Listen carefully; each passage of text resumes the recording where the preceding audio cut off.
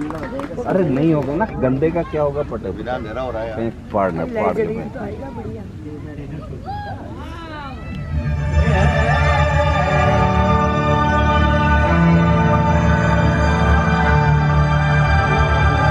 विनम्र किसान का बेटा था वो दृढ़ता का भंडार। वल्लभ भाई पटेल नाम कहलाता था सरदार। कृषक कार्मिक जनगण से था उसको प्यार अपार। अखिल देश ने उसे रहनुमा किया था स्वीकार।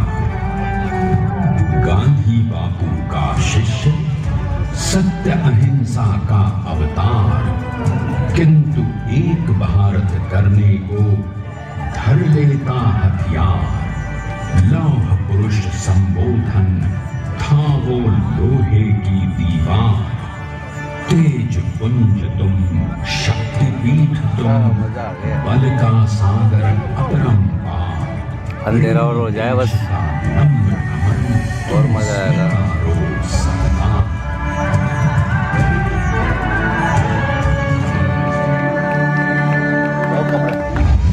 हाँ कपड़े, अरे वाह।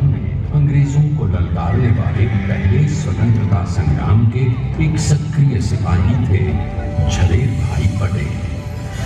करमसद गांव के इस बहादुर देशभक्त किसान और उनकी पत्नी डांड भाई के 5 बेटों और 1 बेटी में से चौथे पुत्र थे वल्लभ भाई।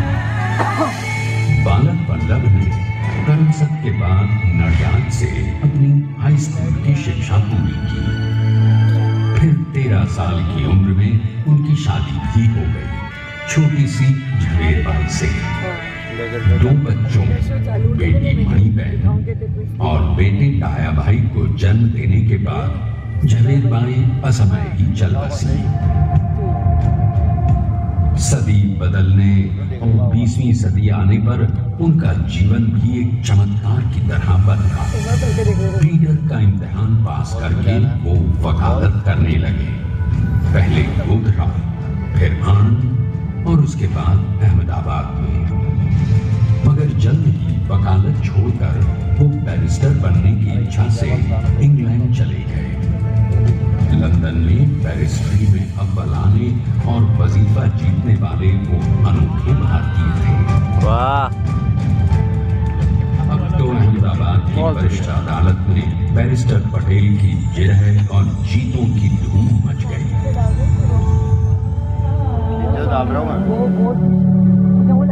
तभी एक युग पुरुष ने वल्लभ भाई के जीवन की धारा ही बदल दी।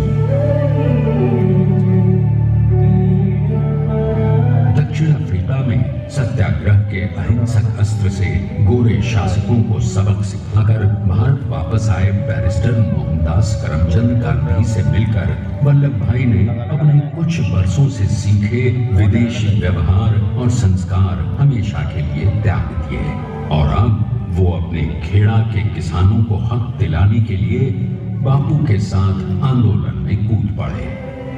अब उनके पैरों में जूते नहीं, गांव की धूल थी। हृदय में भारत भूमि की शस्य श्यामला धरती। मन में थे गांधी और मस्तिष्क में एक नए स्वतंत्र भारत का सपना।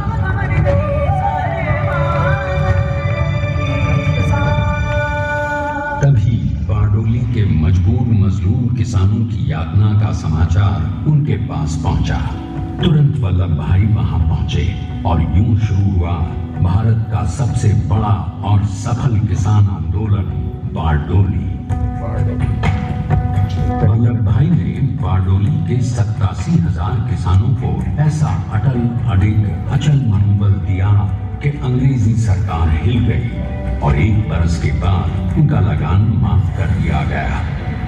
अब तो पूरे देश में लोग वल्लभ भाई के नाम की कस्में खाने लगे। स्वयं महात्मा गांधी ने कहा, अब वल्लभ भाई मेरे शिष्य या साथी नहीं, सारे देश के सरदार हैं और देश को मिल गया एक अनोखा असरदार सरदार।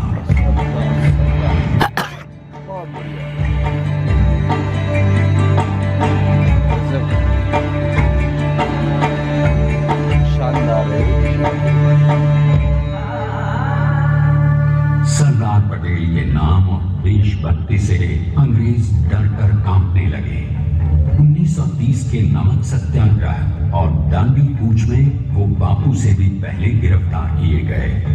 तो सन 1932 में फिर उन्हें बापू के साथ ही जेल में 2 सालों के लिए डाल दिया गया। मगर आजादी के दीवानों को, स्वतंत्रता के परवानों को कौन गिरफ्तार कर पाया है?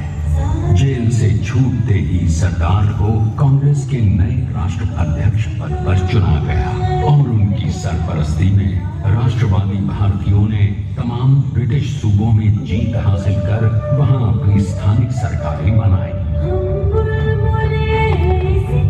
किंतु सरदार का सपना केवल सरकार बनाना नहीं था। उनका स्वप्न तो था एक ऐसे नए भारत का जहां हर रंग, हर रूप, हर जात, मजहब, तबके का हिंदुस्तानी एक साथ मिलकर एक ऐसा नया भारत बना सके जहां पूर्ण स्वराज के साथ सारे समाज को गरीबी, अशिक्षा, छुआछूत से भी आजादी मिल जाए। इसकी पहली रणनीति थी भारत को अंग्रेजों की गुलामी से आजादी, तगड़ा है ताकि भारत के लोगों की चेन वेन का प्रयास सबके साथ और सबके विकास के लिए काम कर सके। बापू की अगुवाई में अब देश ने अंग्रेजों को अंतिम चेतावनी दे दी, करेंगे या मरेंगे, क्विट इंडिया, अंग्रेजों भारत छोड़ो। बस फिर क्या था, संघर्ष की रणभेरी बची। 3 सालों के लिए सरदार पटेल को भी सत्याग्रही नेताओं के साथ जेल में ठूंस दिया गया। 2 सालों के बाद अंग्रेजों को बापू के सभी शिष्यों और साथियों को छोड़ना पड़ा।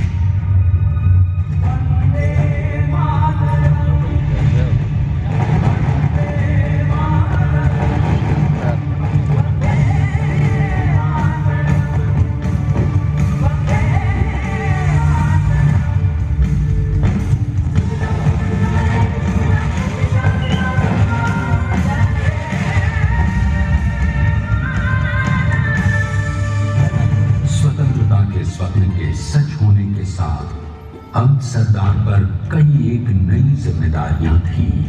आने वाली आजादी की तैयारी और एक नए भारत के लिए नए लोकतांत्रिक संविधान की संरचना। जैसा उनके साथियों ने खुद कहा था, सरदार ने ही छेनी हथौड़ी लेकर एक नए भारत को उकेरा है।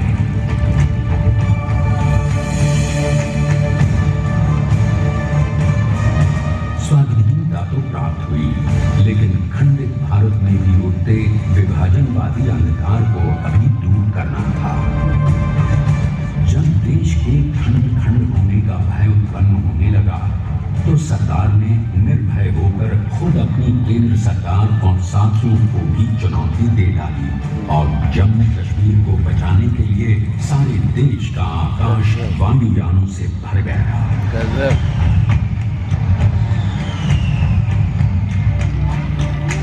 और फिर हैदराबाद और जूनागढ़ के भारत में विलयीकरण को पाकिस्तान से चुनौती मिली। सरदार चाहते थे कि देश की 1 इंच धरती अब और विभाजित नहीं होनी चाहिए। नए भारत को एक करने के लिए समझा बुझाकर, मनाकर 565 रियासतों को सरदार ने अपनी सूझबूझ, सदाशयता, संबल से एक नए स्वतंत्र भारत का अभिन्न अंग बना दिया। हमारे इतिहास में अखंड भारत के पुरुषार्थ का ये एक महानतम अध्याय है। जैसा उन्होंने स्वयं कहा था, हमें नए धागों को पुराने ताने बाने में ऐसे पिरोना है कि एक दूसरे में गुंथ जाए और बेहतरीन बनावट वाला एक नया भारत उभर कर सामने आ सके। अंततः अपने वज्र दृढ़ संकल्प से एक नया विराट विशाल एक भारत श्रेष्ठ भारत बनाकर दिखा ही दिया सरदार ने। संसार के सबसे बड़े प्रजातंत्र के शिल्पी को प्रणाम करने के लिए देश ने बनाया है ये समर्थ स्मारक। स्वाधीन भारत को समर्थ भारत में बदलने वाले सरदार पटेल को समर्पित प्रेरणा तीर्थ भी है। प्रधानमंत्री श्री नरेंद्र मोदी के नेतृत्व में बनी विश्व की इस विशालतम प्रतिमा के सामने आकर सारी दुनिया जैसे स्वयं की नतमस्तक हो जाती है।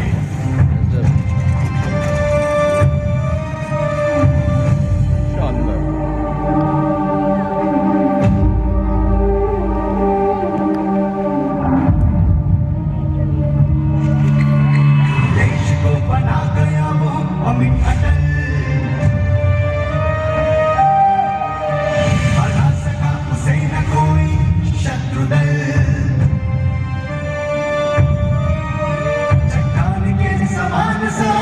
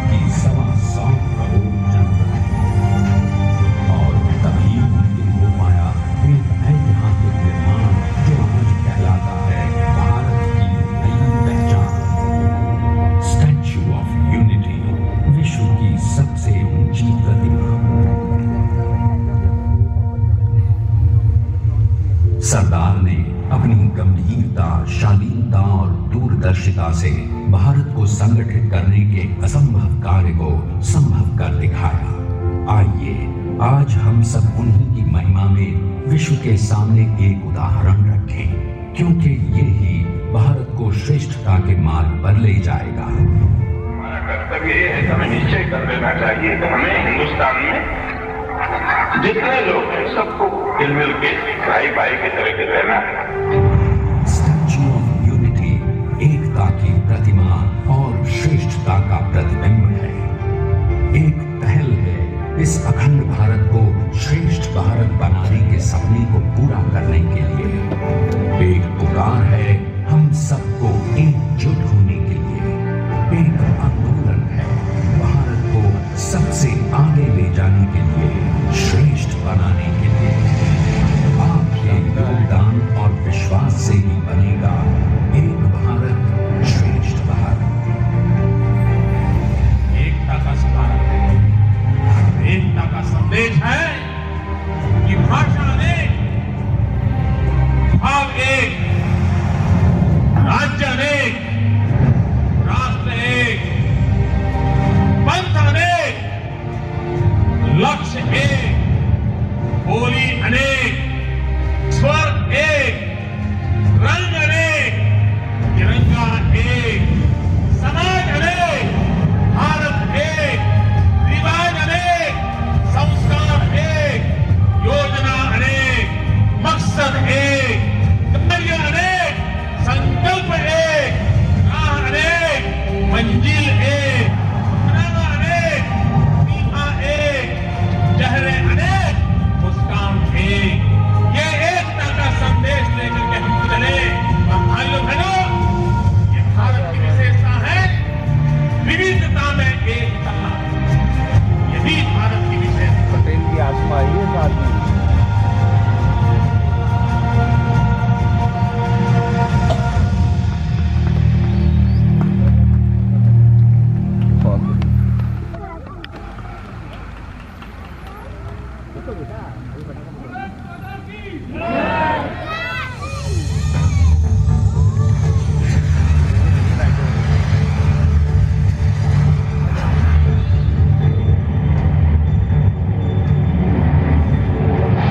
Please stand up for the national anthem.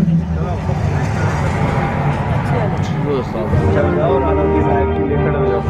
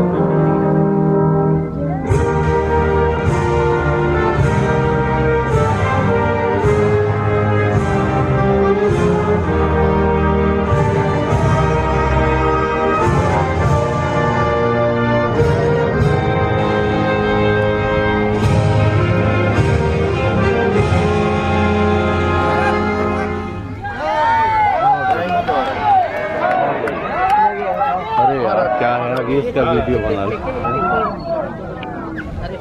हाँ